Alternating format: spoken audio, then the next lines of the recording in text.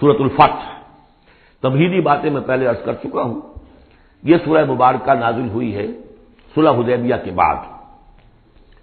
اس کی جو تاریخی پس منظر ہے صرف یہ چند جملے کفایت کریں گے. سن 5 میں غزوہ احزاب کے بعد یہ حضور نے صحابہ سے کہہ دیا تھا کہ اب قریش میں وہ دم نہیں رہا کہ اب دوبارہ وہ تم پر چڑھ کر آئیں اور حملہ کریں. لن تغزوکم قریش بعد عامکم ھذا ولکنکم تغزونہم. اب انیشیٹو تمہاری طرف سے ہوگا. وہ انیشیٹو حضور نے لیا ہے سن 6 میں.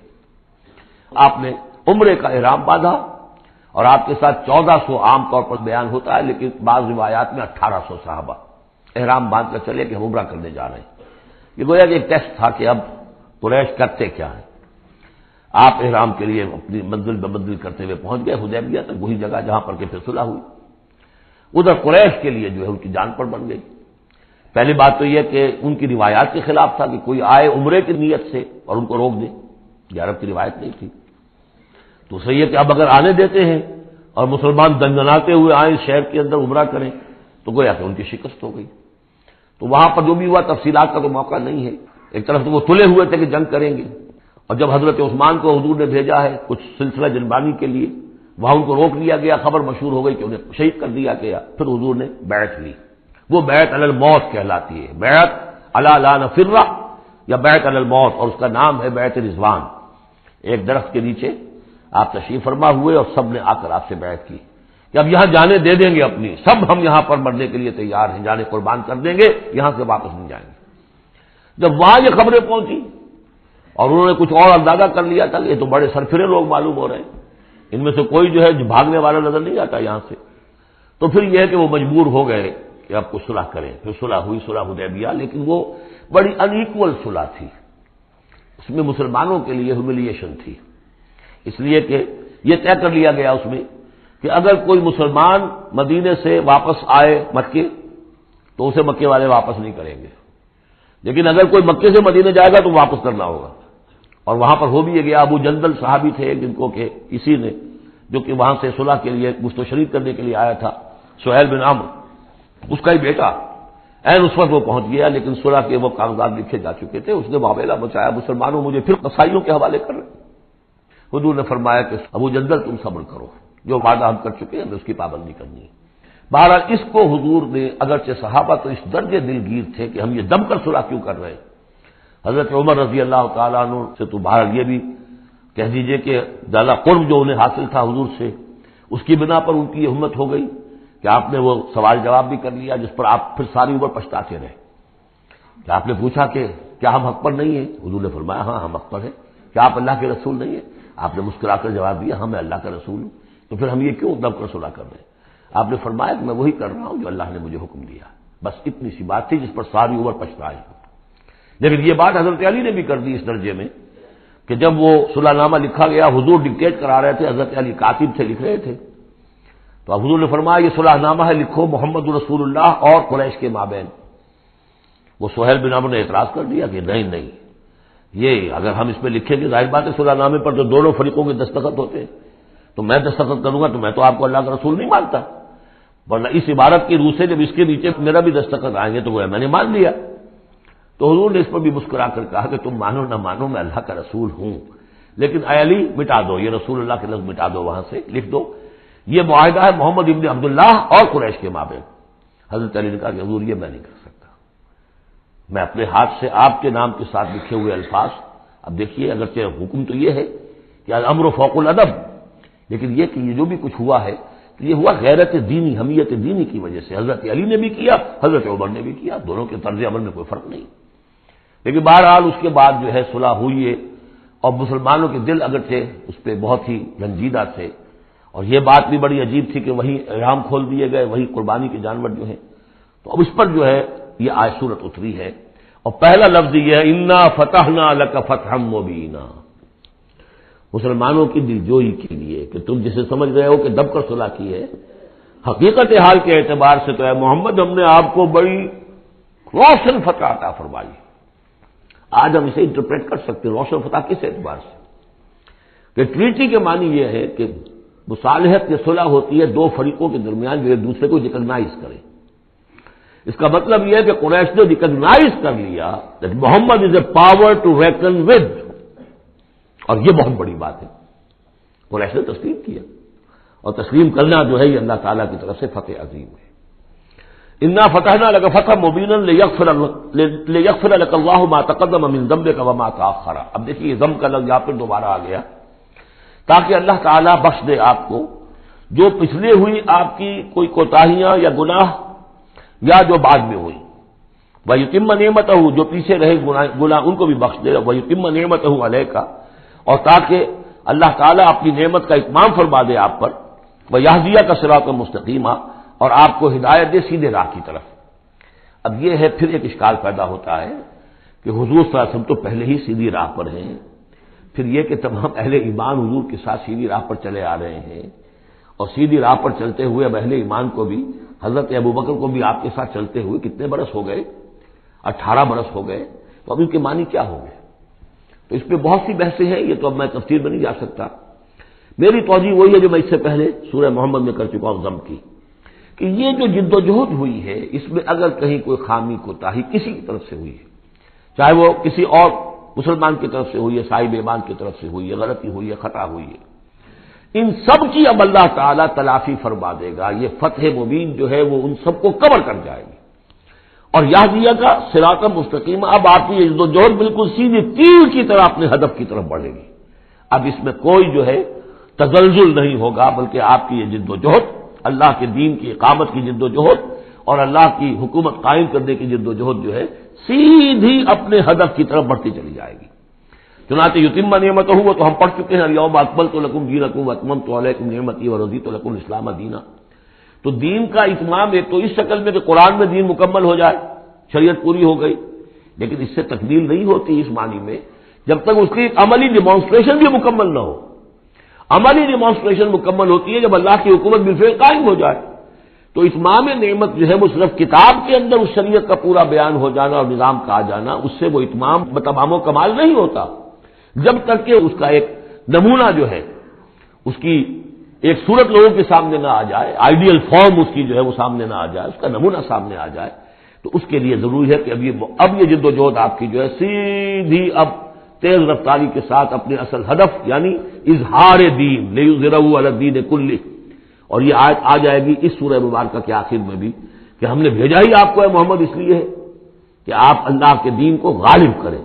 تو وہ اللہ کے دین کے غلبے کی جد و جہد اب تیر کی طرح سیدھی جائے گی۔ اللہ نے ساری اگلی پچھلی اگر کوئی اس میں کمیاں کوتاہیاں رہ گئی ہیں کسی کی طرف سے آپ کے ساتھیوں میں سے، ان سب کی تلافی کے لیے یہ فتح مبین آپ کو عطا کر دی۔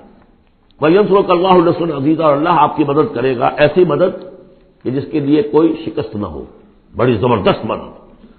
هُوَ الَّذِي أَنزَلَ السَّكِينَةَ فِي قُلُوبِ الْمُؤْمِنِينَ لِيَزْدَادُوا إِيمَانًا مَعَ إِيمَانِهِمْ، وہی ہے کہ جس نے اہل ایمان کے دلوں میں سکینت نازل کر دی تاکہ ان کے ایمان میں اور اضافہ ہو جائے، تاکہ وہ اور اضافہ کر لیں اپنے ایمان میں، جتنا ایمان ہے اس سے اور بڑھ کر۔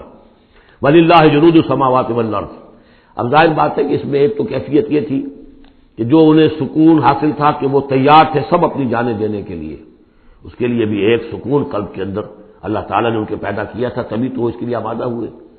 پھر یہ کہ ان کے اندر نظم اور ضبط کا یہ عالم کہ کوئی ایک شخص بھی حق میں نہیں تھا کہ یہ صلح یہاں اس وقت ہو، لیکن محمد رسول اللہ ان کی اطاعت، اس کا سب سے بڑا ٹیسٹ وہاں ہوا ہے۔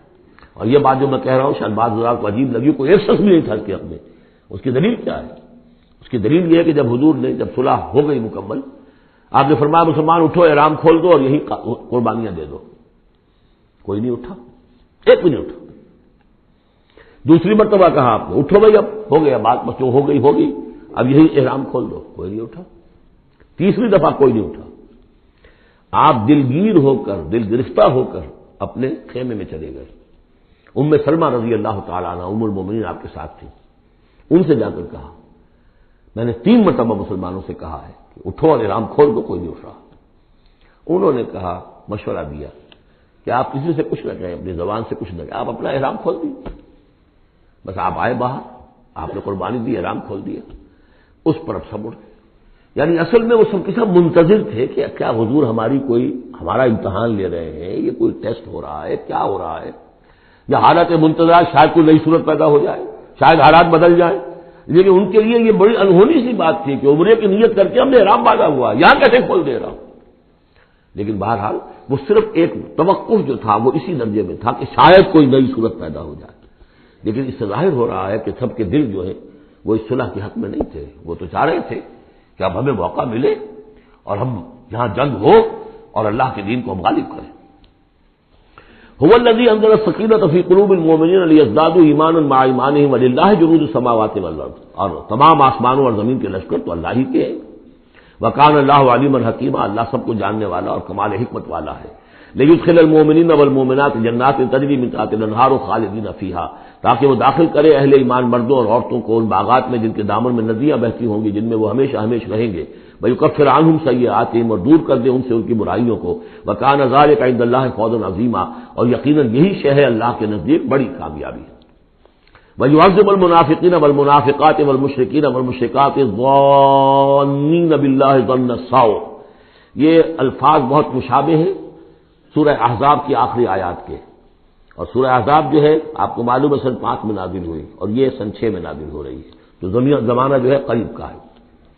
اور اللہ سزا دے اور عذاب دے منافق مردوں اور منافق عورتوں کو، اور مشرک مردوں اور مشرک عورتوں کو کہ جو اللہ کے بارے میں بہت برے گمان رکھتے ہیں۔ علیہم دائرۃ السوء، اصل میں تو ان کے اوپر ہے مسلط برائی کا دائرہ۔ وغضب اللہ علیہم، اور اللہ غضبناک ہوا ہے ان پر۔ ولعنہم، اللہ نے ان پر لعنت فرمائی ہے۔ وعد لہم جہنم، اور ان کے لیے تیار کیا ہوا جہنم کو وسعت مسیرا، اور وہ بہت بری جگہ ہے لوٹنے کی۔ وللہ جنود السماوات والارض، آسمانوں اور زمین کے لشکر کل کے کل اللہ ہی کے اختیار میں ہے۔ وکان اللہ عزیزا حکیما، اللہ زبردست ہے اور حکیم ہے۔ پہلے آیا تھا علیما حکیما، اب عزیزا حکیما۔ انا ارسلناک شاہدا ومبشرا ونذیرا، اے نبی ہم نے بھیجا ہے آپ کو شاہد بنا کر، وہی شاہد گواہی دینے والا۔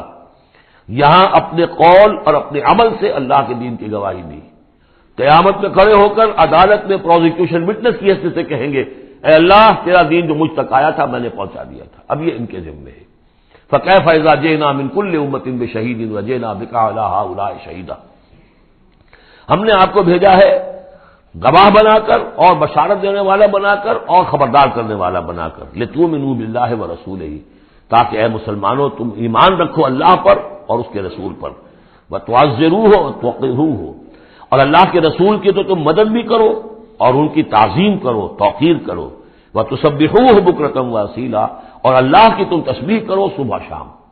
یہاں دیکھیے اس آیت میں لتؤمنوا باللہ ورسولہ، اللہ اور اس کے رسول دونوں پر ایمان رکھو، پھر رسول کے لیے وتعزروہ وتوقروہ، اور اللہ کے لیے وتسبحوہ بکرۃ واصیلا، اس کی تسبیح بیان کرو صبح شام۔ ان الذین یبایعونک انما یبایعون اللہ، یقیناً وہ لوگ جو اے نبی آپ سے بیعت کر رہے ہیں وہ حقیقت میں اللہ سے بیعت کر رہے ہیں۔ ید اللہ فوق ایدیہم، اللہ کا ہاتھ ان کے ہاتھوں کے اوپر ہے۔ فمن نکث فانما ینکث الی نفسہ، تو جو کوئی بھی اس بیعت کی خلاف ورزی کرے گا، اس کو توڑے گا، اس کا سارا وبال اسی کے اوپر ہوگا۔ ومن اوفی بما عاہد علیہ اللہ، اور جو پورا کر دے گا اس معاہدے کو جو اللہ سے کر رہا ہے، فسیؤتیہ اجرا عظیما، تو اللہ تعالیٰ اسے اجر عظیم عطا فرمائے گا۔ اس آیت کو اچھی طرح سمجھ لیجئے اور اس کا تعلق جوڑ لیجئے جو سورہ توبہ کی آیت نمبر 111 تھی۔ ان اللہ اشتری من المؤمنین انفسهم واموالهم بان لهم الجنہ یقاتلون فی سبیل اللہ فیقتلون ویقتلون وعدا علیہ حقا فی التوراۃ والانجیل والقرآن ومن اوفی بعہدہ من اللہ فاستبشروا ببیعکم الذی بایعتم بہ، اللہ نے اہل ایمان سے ان کی جانیں اور مال خرید لی ہے جنت کے عوض۔ یہ جو خرید و فروخت ہو گئی ہے فاستب، یہ بیع ہو گئی ہے، بیع و شرع ہو گئی ہے۔ فاستبشروا ببیعکم الذی بایعتم بہ، خوشیاں مناؤ، جشن مناؤ اس بیع پر، اس بیع پر، اس سودے پر جو تم نے کیا ہے، اس سے بہتر سودا کوئی نہیں۔ اچھا یہ بیع تو ہوئی بندے اور اللہ کے مابین۔ فرض کیجئے میں بیعت کر رہا ہوں، اے اللہ میں اپنی جان مال تیرے حوالے کرتا ہوں، لیکن اللہ کے اور میرے درمیان تو غیب کا پردہ ہے۔ یہ کیسے، کس کو دوں یہ جان اور مال، کس کے حکم پر دوں، کس کے کہنے پر دوں، کہاں مال خرچ کروں؟ ظاہر بات ہے کہ اس کے لیے کوئی انسان، اب وہ انسان اس وقت ہے محمد الرسول اللہ صلی اللہ علیہ وسلم، بیع اللہ سے، بیعت محمد سے۔ محمد اللہ کے رسول ہیں، وہ بتائیں گے کہ اس طرح مال خرچ کرو، اس طرح جان لگاؤ، یہ وقت آ گیا ہے جان لے کر میدان میں آ جاؤ، جان ہتھیلی پر رکھ کو میدان میں آ جاؤ۔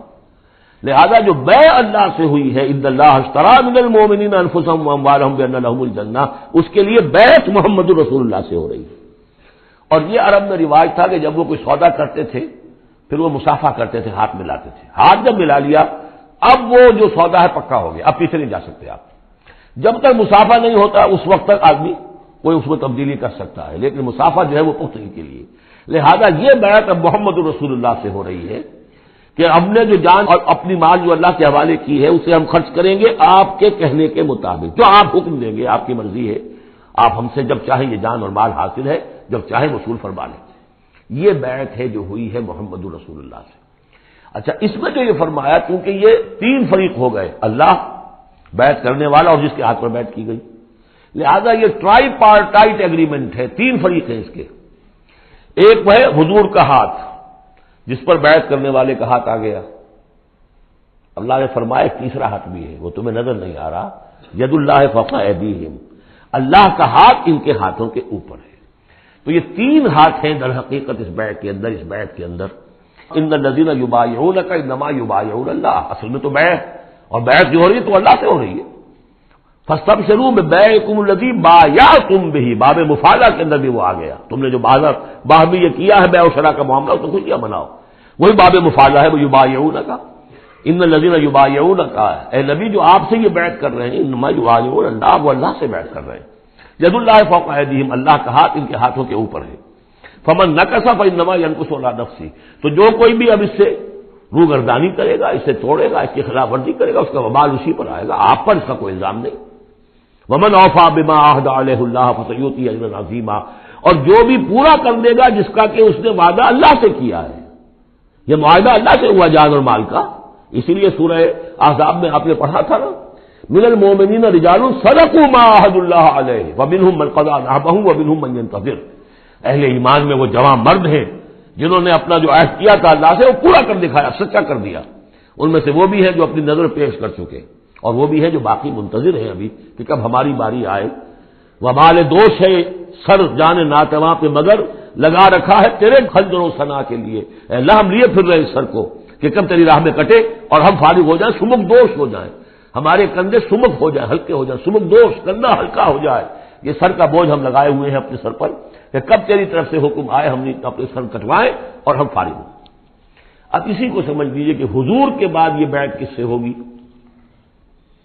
جو بھی کوئی داعی اللہ اب کھڑا ہو اللہ کے نام کے، نبی تو نہیں ہوگا امتی، اطاعت اس کی ہوگی اللہ اور اس کے رسول کی اطاعت کے نیچے نیچے، اس کے دائرے کے اندر، مستقل بذات اطاعت اس کی نہیں ہوگی۔ لیکن یہ کہ بہرحال اب بھی ضرورت ہوگی کہ کوئی جماعت ہو، کوئی جمعیت ہو، کوئی طاقت ہو، ایک فرد سے جو ہے اکیلا چنا بھاڑ نہیں پھوڑ سکتا۔ دین کو غالب کرنے کی جد و جہد، عقیم الدین جو ہم پڑھائے ہیں، یہ پورا سلسلہ جو ہے مکی صورتوں کا جو ان مدنی صورتوں کے ساتھ منسلک ہے، توحید عملی، اقامت دین، اور جو اس صورت کے اندر آ جائے گا لیظہرہ علی الدین کلہ، اس کے لیے جماعت چاہیے، جمعیت چاہیے۔ تو اب بھی کوئی اللہ کا بندہ ہوگا، آپ اسے ٹھوک بجا کر دیکھ لیں، اطمینان دیکھیں، سوچ دیکھیں، اس کی رائے کیا ہے، وہ کیا سمجھتا ہے، اگر وہ دین سے بھی واقف ہے، اگر وہ یہ کہ زمانے کے حالات سے بھی واقف ہے، اس کی شخصیت کو دیکھیے، اس کے ماحول کو دیکھیے، اگر آپ کا دل گواہی دے کہ یہ کوئی بہروپیہ نہیں ہے، یہ واقعتاً سنسیئر آدمی ہے، خلوص کے ساتھ اس کے ہاتھ میں ہاتھ دے کر بیٹھ کے ساتھ چلیے۔ یہی طریقہ مسنون اور منصوص ہے، یہی ایک طریقہ ہے جس کا قرآن مجید نے، یعنی نصوص کسے کہتے ہیں؟ نصوص قرآنی، نصوص حدیث، حدیث میں بھی ذکر ہے تو بیعت کا ہے۔ باقی اور کوئی طریقہ جماعت سازی کا مسنون نہیں ہے، مباح وہ بھی ہے، جو بھی طریقہ اختیار کر لیا مباح ہے، حرام نہیں ہے۔ ممبرشپ ہے، ممبرشپ سے پھر امیر کا منتخب کرنا ہے 2 سال 4 سال کے بعد پھر انتخاب، ٹھیک ہے، کوئی شے حرام نہیں ہے جب تک کہ اس کی حرمت کے لیے کوئی دلیل نہ ہو۔ لیکن مسنون اور منصوص اور معصور 3 الفاظ، نصوص قرآن و سنت میں جس کا تذکرہ ہے وہ بیعت ہے۔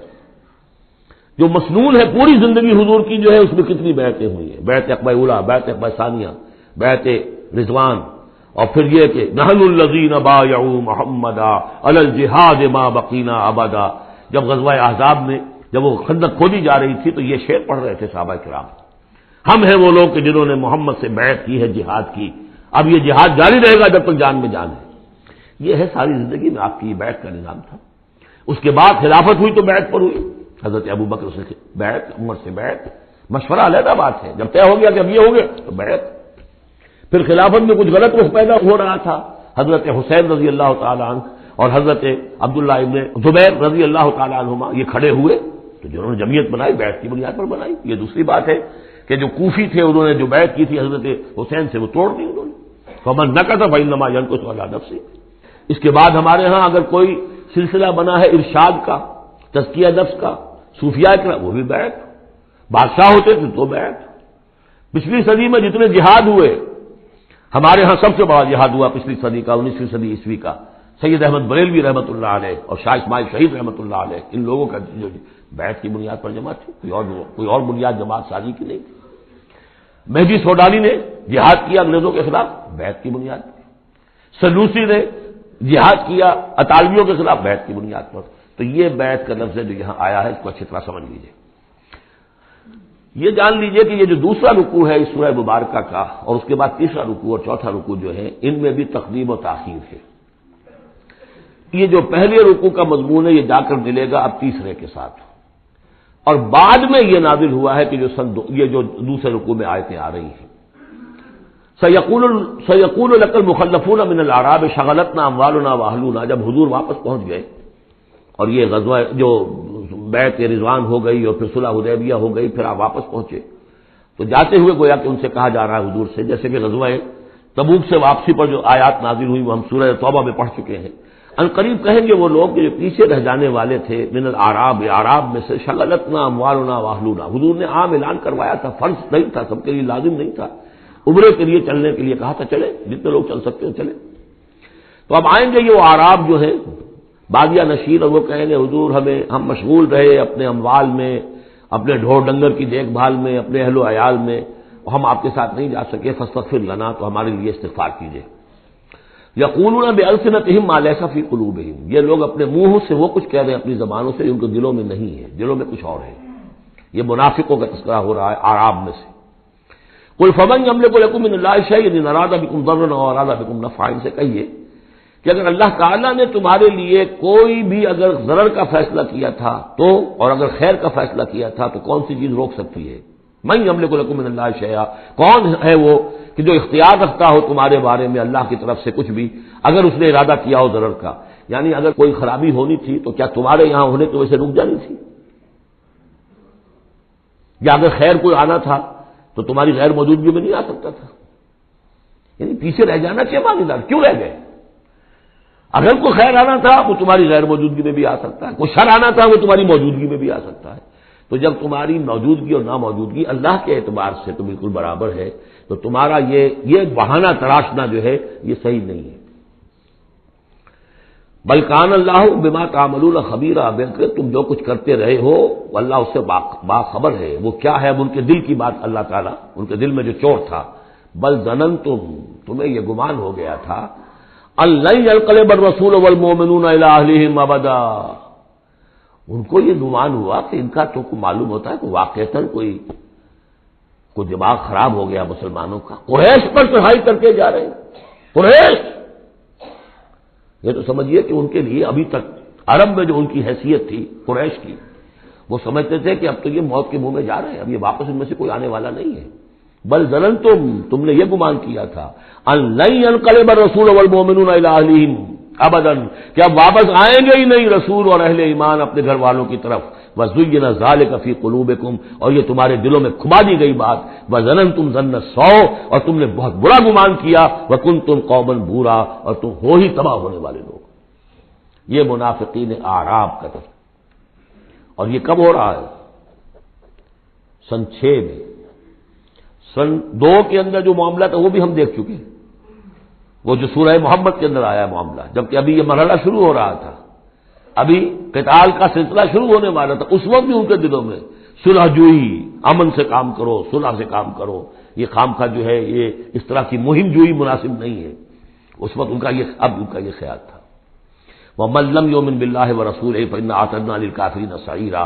اور جو کوئی اللہ اس کے رسول پر ایمان نہ رکھے تو اللہ تعالیٰ نے ایسے کافروں کے لیے تو جہنم تیار کر رکھی ہے.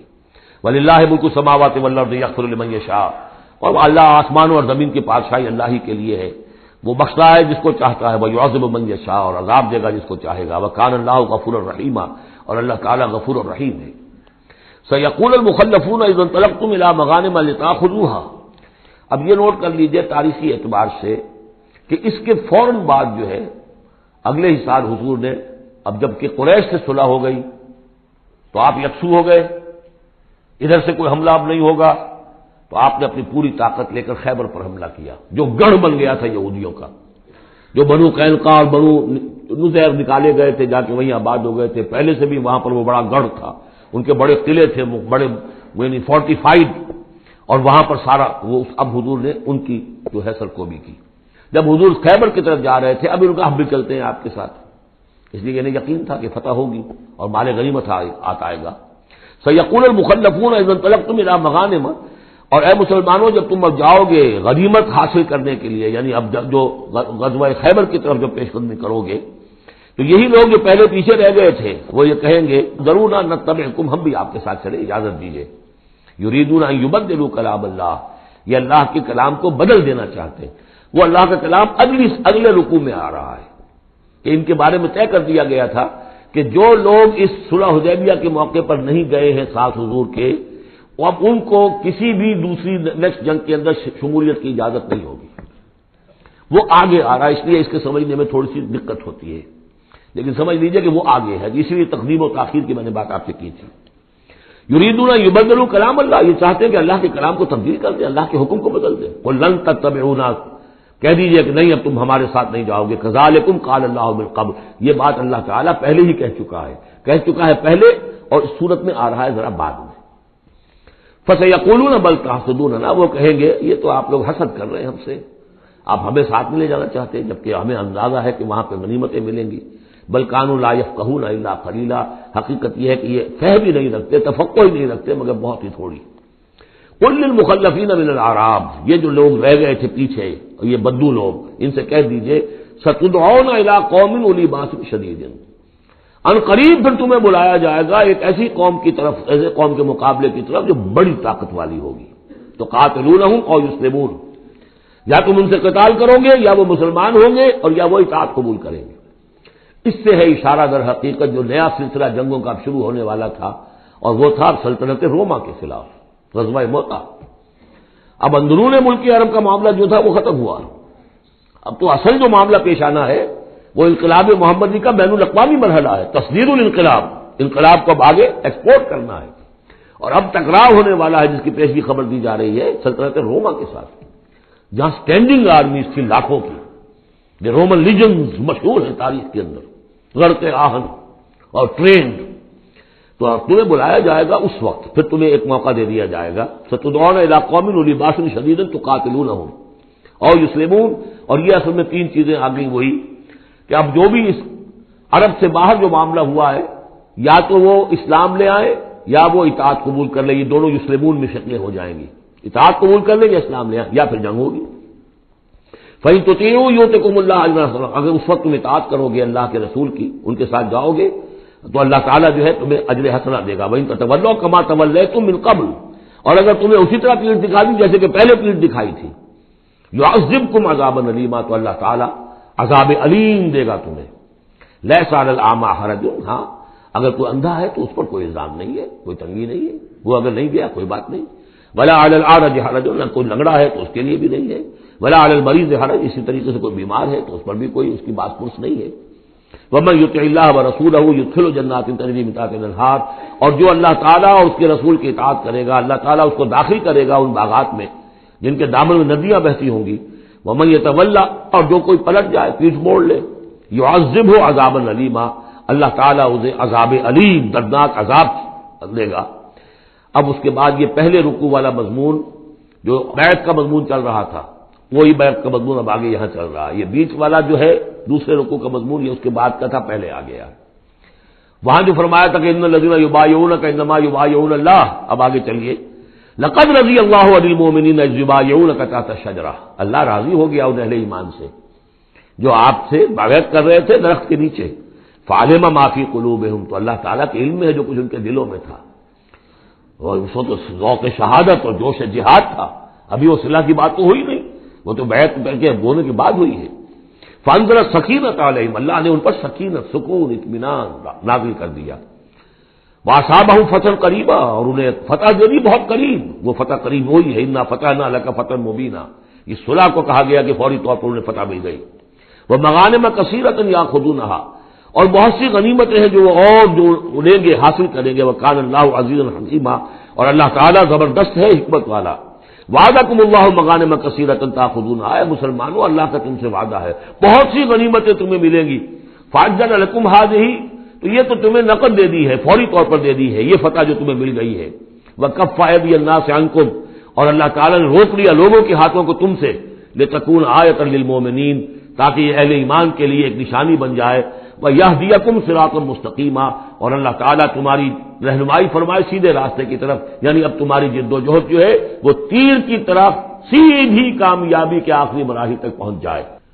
وعدکم اللہ مغانم کثیرۃ تاخذونها، اللہ تعالیٰ نے اے مسلمانوں تم سے وعدہ کیا ہے بہت سی غنیمتوں کا جو تمہیں حاصل ہوں گی۔ فعجل لکم هذه، تو یہ تو اللہ نے فوری طور پر تمہیں عطا کر دی ہے، یعنی یہ فتح مبین۔ وکف ایدی الناس عنکم، اور لوگوں کے ہاتھ تمہاری جانب سے روک لیے، یعنی جنگ اگر ہوتی ظاہر بات ہے کہ قریش بھی پھر اگر اس میں اپنی قوت کا مظاہرہ کرتے تو کچھ نہ کچھ نقصان تو مسلمانوں کا بھی ہوتا۔ کف ایدی الناس عنکم، ان کے ہاتھ باندھ لیے اور روک لیے اللہ نے تم سے۔ وَلِتَكُونَ آیَةً لِّلْمُؤْمِنِينَ، اور تاکہ اہل ایمان کے لیے ایک نشانی بن جائے۔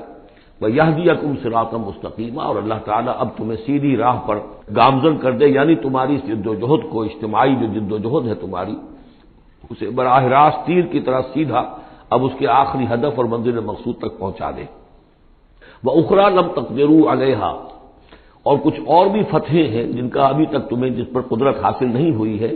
قد احاط اللہ بہا، اللہ تعالیٰ ان کا بھی احاطہ کیے ہوئے ہے، یعنی یہ کہ اس کے فوراً بعد تمہیں ایک فتح ملے گی جو کہ خیبر کی ہوگی، کیونکہ یہ اس جو رکوع ہم نے دوسرا پڑھائے ہیں، تیسرا اس سے پہلے نازل ہوا ہے، اور یہ کہ پھر فتح مکہ ہونے والی ہے۔ اللہ تعالیٰ نے یہ تمام فتوحات جو اللہ کے تو علم میں ہے، اللہ نے ان کا احاطہ کیا ہوا ہے۔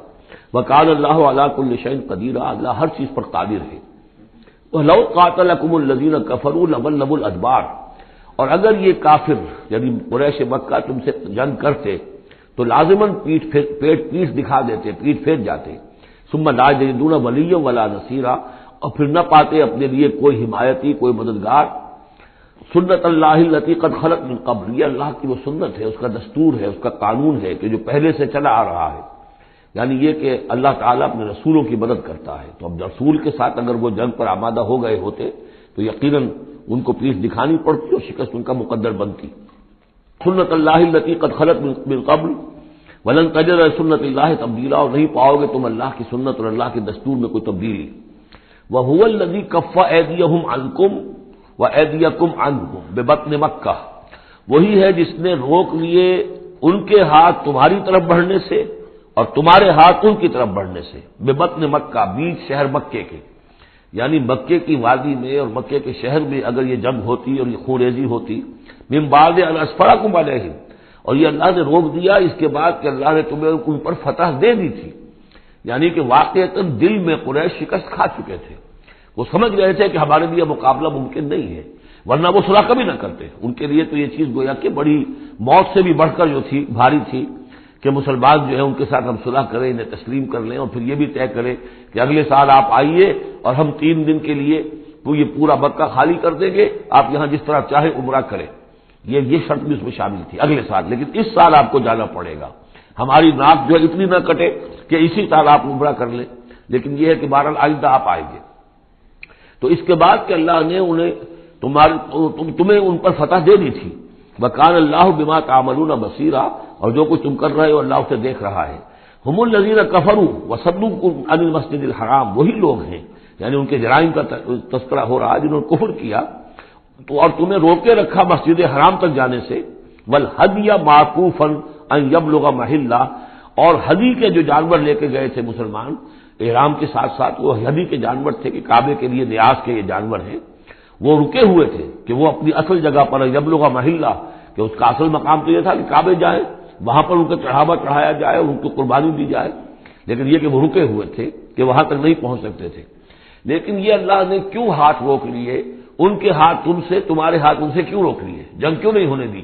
اس کی حکمت اب آ رہی ہے. وَلَوْلَا رِجَالٌ مُؤْمِنُونَ وَنِسَاءٌ مُؤْمِنَاتٌ، اگر نہ ہوتے مرد مومن اور عورتیں مومنات، لم تعلموہم، جنہیں تم نہیں جانتے تھے، ان تطؤوہم، اندیشہ تھا کہ تم انہیں بھی پیس ڈالتے. یعنی جب جنگ ہوتی ہے، بھٹی گرم ہو جاتی ہے، اس وقت تو تحقیق و تفتیش مشکل ہوتی ہے.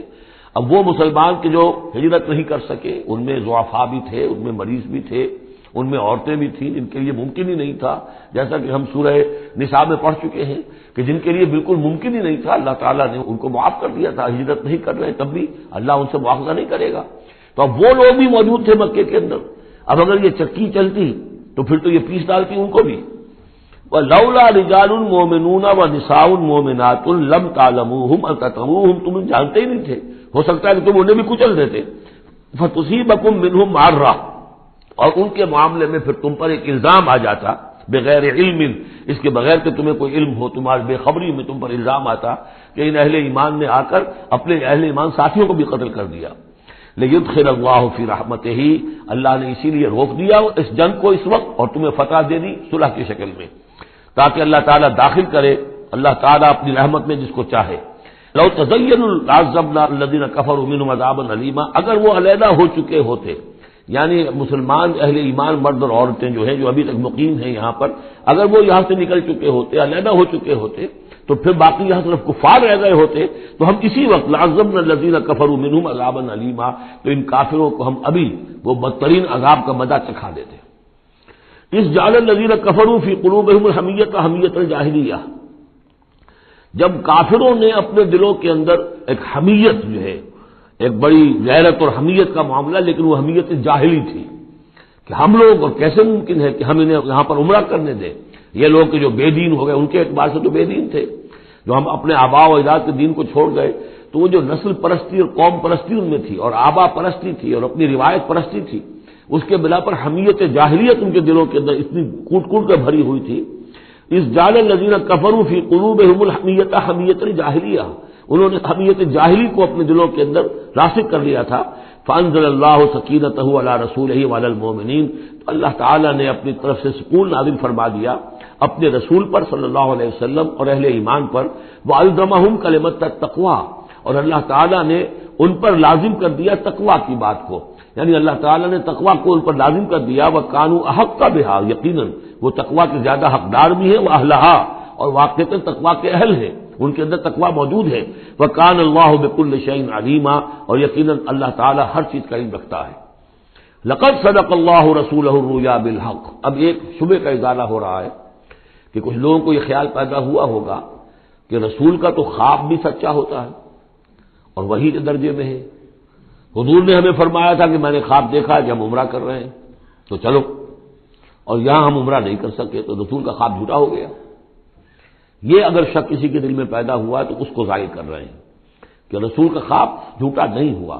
یعنی یہ کہ اس میں جب حضور سے پوچھا بھی گیا، آپ نے تو فرمایا تھا کہ ہم عمرہ کریں گے، تو آپ نے فرمایا تھا یہ میں نے کب کہا تھا کہ اسی سال ضرور کریں گے، عمرہ کریں گے. چنانچہ اگلے سال وہ عمرہ ہوا. سن 7 میں اسے عمرہ قضا کہتے ہیں، جو صلح حدیبیہ میں طے ہو گیا تھا کہ اگلے سال آپ آئیے عمرہ کیجیے. یہ عمرہ چونکہ رہ گیا تھا، درمیان میں ہی بند ہو گیا، تو عمرہ قضا، اس عمرے کی قضا اگلے سال جو ہے سن 7 میں آپ نے دی. اور 3 دن تک قریش نے مکے کو خالی کر دیا، پہاڑوں پر چڑھ گئے، اور مسلمان 3 دن تک مکے کے اندر مقیم رہے. انہوں نے اپنے اطمینان سے عمرہ ادا کیا. تو فرمایا لقد صدق اللہ رسولہ الرؤیا بالحق، اللہ نے بالکل سچا دکھایا خواب اپنے رسول کو، اس میں قطعاً کسی جھوٹ کا شائبہ نہیں.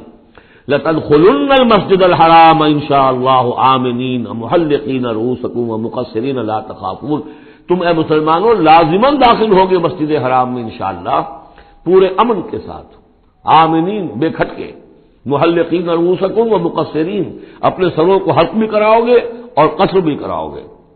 سر منڈوا دینا احرام کھولتے ہوئے یہ گویا کہ حلق ہے، اور چھوٹے بال کر دینا یہ قصر ہے. تو محلقین رؤوسکم ومقصرین لا تخافون، اور تمہیں کوئی اندیشہ نہیں ہوگا. یعنی جو ہو گیا اگلے سال کہ بالکل مکہ خالی، کوئی اندیشہ نہیں، کوئی مٹ بھیڑ نہیں، کسی طرف سے کوئی تانا نہیں، کوئی بری بات بھی سننے میں نہیں آئی، اور وہ سب لوگ جو ہے وہ رہے اپنے پہاڑوں کے اوپر. فعلم ما لم تعلموا، تو اللہ جانتا ہے جو تم نہیں جانتے. فجعل من دون ذلك فتحا قریبا، تو اس کے بعد اللہ تعالی نے ایک بڑی فتح رکھی ہے قریب، یعنی یہ کہ اس کے فوراً بعد اس سے پہلے ورے، اس لیے کہ اس عمرہ قضا سے پہلے فتح خیبر ہوئی ہے. اور بہت جو مغانم کا تذکرہ ہو رہا ہے اس میں جو غنیمت آئی ہے بہت نمایاں، وہ غزوہ خیبر کی ہے. ایک تو یہ کہ یہودیوں کا گڑھ تھا، بہت مالدار تھے. پھر یہاں سے جو گئے تھے 2 قبیلے نکل کر گئے تھے، وہ بھی اکثر ان میں سے وہیں آباد ہو گئے تھے، تو وہ ان کی بڑی جمعیت تھی وہاں پر، اور یہودی ویسے مالدار ہوتے ہیں. تو وہاں پہ جو غنیمت ملی ہے مسلمانوں کو، اس کے طرف اشارہ ہو رہا ہے. اللہ تعالیٰ نے اس سے پہلے کہ تم عمرہ قضا ادا کرو اور جب تم داخل ہوگے مسجد حرام، اس سے پہلے جو ہے اللہ تعالیٰ تمہیں فتح دے گا، نصیب کرے گا. اب وہ آیت آ گئی، هو الذی ارسل رسولہ بالہدی ودین الحق لیظہرہ علی الدین کلہ. یعنی یہ جو سلسلہ اب جا رہا ہے، صراط مستقیم، سیدھا راستہ، کس منزل کی طرف جا رہا ہے؟ دنیا میں مسلمانوں تمہاری جد و جہد کی منزل کیا ہے؟ اللہ کے دین کا غلبہ. اس لیے کہ ہم نے اپنے رسول کو بھیجا ہی اس کام کے لیے. یہ سورہ توبہ میں آیت ہم پڑھ چکے ہیں. فرق صرف یہ ہے کہ وہاں پر تھا هو الذی ارسل رسولہ بالہدی ودین الحق لیظہرہ علی الدین کلہ ولو کرہ المشرکون. یہاں آخری حصہ ہے وکفی باللہ شہیدا. لیکن سورہ توبہ والی آیت جوں کی تم پھر سورہ صف میں آ جائے گی، وہ بھی اب زیادہ دور نہیں رہی ہے، وہ بھی ہم جلدی پڑھیں گے. تو اللہ نے تو بھیجا ہے اپنے رسول کو صلی اللہ علیہ وسلم الہدا دے کر، یعنی قرآن حکیم جو ہدایت کاملہ ہے. نو انسان را پیام آخری حامل او رحمت للعالمین. هو الذی ارسل رسولہ بالہدی ودین الحق، اور دین حق دے کر بھیجا ہے. یہ دین کی بات کیجئے. اب دیکھیے، الدین ان اقیم الدین، اللہ کے دین کو قائم کرو. ام لہم شرکاء شرعوا لہم من الدین ما لم یأذن بہ اللہ، کیا ان کے شریکوں نے بھی کوئی دین دیا ہے انہیں؟ اللہ نے انہیں دین حق دیا ہے، اور دین حق اس لیے دیا ہے کہ اسے غالب کرے کل کے پورے نظام زندگی کے اوپر، پورے نظام زندگی پر. وہی ہے جس نے بھیجا ہے اپنے رسول کو صلی اللہ علیہ وسلم بالہدا، ہدایت دے کر، قرآن دے کر، ودین الحق، اور سچا دین، حق دین، عادلانہ نظام زندگی دے کر، لیظہرہ علی الدین کلہ، تاکہ وہ غالب کرے اسے کل کے کل نظام زندگی پر. وکفی باللہ شہیدا، اور کافی ہے اللہ مدد کے لیے. عام طور پر ترجمہ یہاں پر گواہ کا کیا گیا ہے، آپ نے دیکھا ہوگا، لیکن یہاں اس لفظ شہید کا مطلب جو مدد کے ہے. اس کے لیے یہ کہ نوٹ کیجئے جو سورہ بقرہ کے 30 رکوع میں آیا تھا، فَإِن كُنتُمْ فِي رَيْبٍ مِّمَّا نَزَّلْنَا عَلَىٰ عَبْدِنَا فَأْتُوا بِسُورَةٍ مِّن مِّثْلِهِ وَادْعُوا شُهَدَاءَكُم مِّن دُونِ اللَّهِ إِن كُنتُمْ صَادِقِينَ. بلا لو اپنے مددگاروں کو اللہ کے سوا اگر تم سچے ہو. تو چونکہ اصل میں شہیدہ کے معنی تو ہے حاضر ہونا. شہیدہ یشہد، کسی کی موجودگی اور حاضری. جو موجود ہوتا ہے وقوع پر وہی صحیح گواہی دینے کا اہل ہے، اس لیے اس کے معنی گواہی کے پیدا ہو گئے. اور جو موجود ہو وہی آپ کی مدد بھی کر سکتا ہے، اس لیے اس کے معنی مددگار کے بھی ہیں. آپ کا کوئی دوست ہے، بڑا آپ کا بھائی خواہ ہے، لیکن جب آپ پر کچھ ستم ہو رہا تھا، ظلم ہو رہا تھا، زیادتی ہو رہی تھی، وہ موجود ہی نہیں تھا بیچارہ، وہ کیا کرے گا؟ آپ کی مدد نہیں کر سکتا. تو مددگار بھی معنی ہے لفظ شہید کے. وَكَفَىٰ بِاللَّهِ شَهِيدًا، اللہ کافی ہے مددگار کی حیثیت سے. محمد الرسول اللہ والذین معہ، یہ وہ جماعت ہے جو اس بیعت کی بنیاد پر وجود میں آئی ہے. نوٹ کر لیجیے اس بات کو. یہ بیعت کے تذکرے کے ساتھ اب یہ آیت آ رہی ہے. محمد الرسول اللہ صلی اللہ علیہ وسلم ایک بیعت تو وہ لیتے تھے کہ جو کوئی ایمان لاتا تھا، ایمان کی بیعت، لیکن جو آپ نے اہل مکہ سے کبھی نہیں لی، بلکہ وہاں تو جس نے بھی کہہ دیا اشہد ان لا الہ الا اللہ واشہد ان محمد رسول اللہ، کوئی فارمل ڈیکلریشن، کوئی اور اس کے لیے کوئی سمبولک کوئی اقدام نہیں تھا، الا یہ کہ کوئی باہر سے آتا تھا تو بیعت ہوتی تھی. اس کے بعد آپ نے بیعت مکے میں 2 لی ہے، بیعت عقبہ اولیٰ، بیعت عقبہ ثانیہ. اور بیعت عقبہ ثانیہ کی بیعت وہ ہے کہ جس سے اب وہ ایک جماعتی شکل بنی ہے، اس لیے کہ اس کے الفاظ کیا ہیں؟ متفق علیہ روایت ہے، یہ بخاری اور مسلم دونوں میں. راوی اس کے حضرت عبادہ بن ثابت رضی اللہ تعالی عنہ.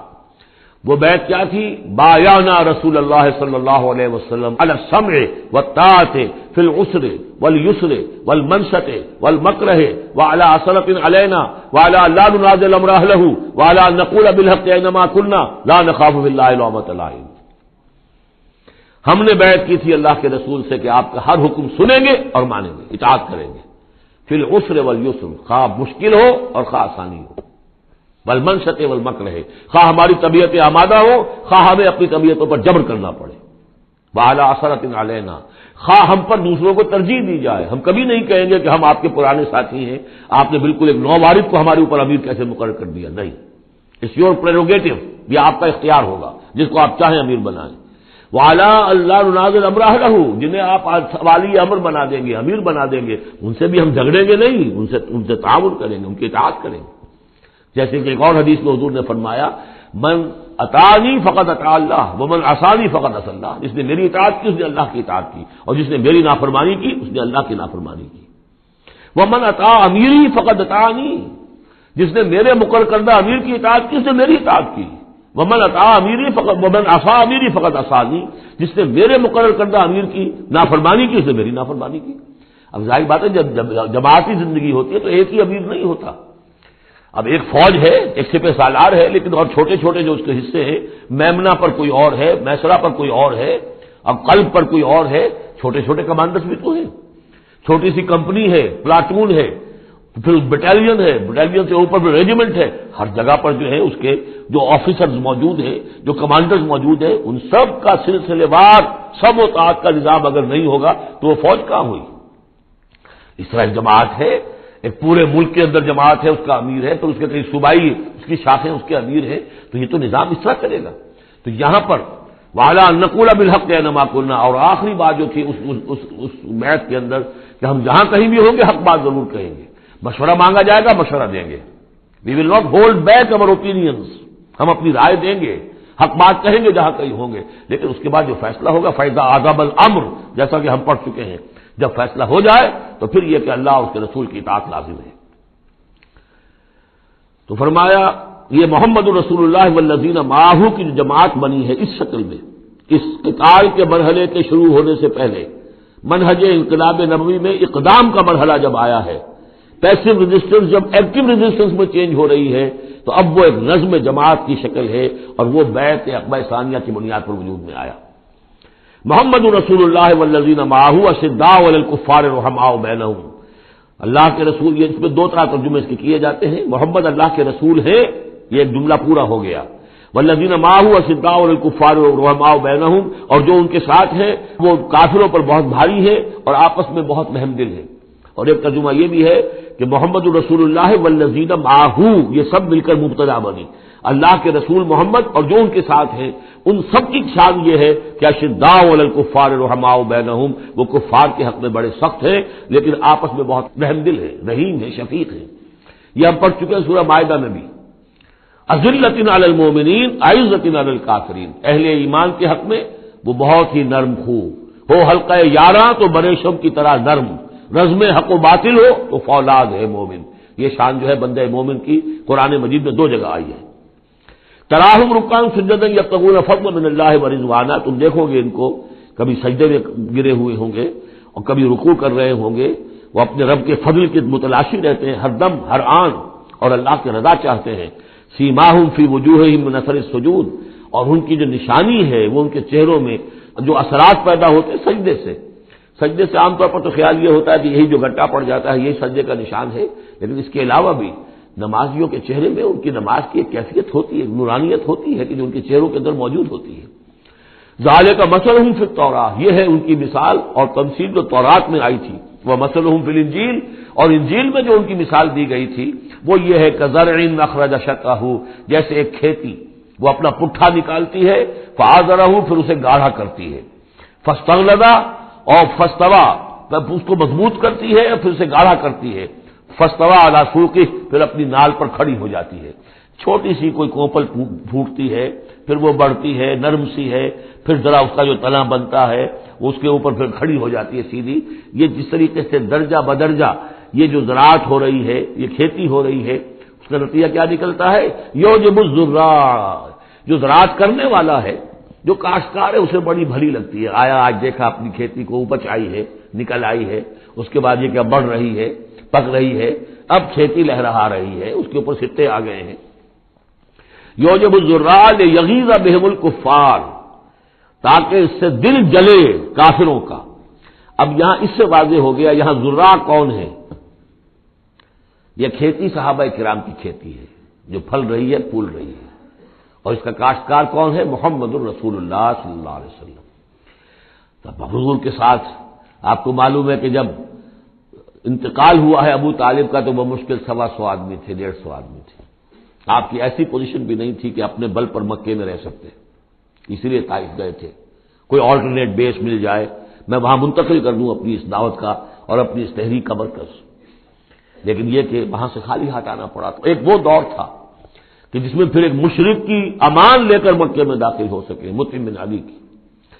آج ایک دور یہ ہے کہ 1400 یا 1800 آدمی جو ہیں وہ بیعت موت کی ہے انہوں نے، اور ان کو اس پر جو ہے ملال ہے کہ دم کر صلح کیوں کی ہے. ان کی جو حمیت ایمانی ہے اور غیرت ایمانی ہے وہ ملال اس پر ہے. وہ جان بچنے کی کوئی خوشی نہیں ہے انہیں. وہ تو کہے کہ ہم نے دم کر کیوں صلح کرے، ہم اپنی جانیں دینے کے لیے تیار ہیں. کھیتی جو ہے اپج رہی ہے.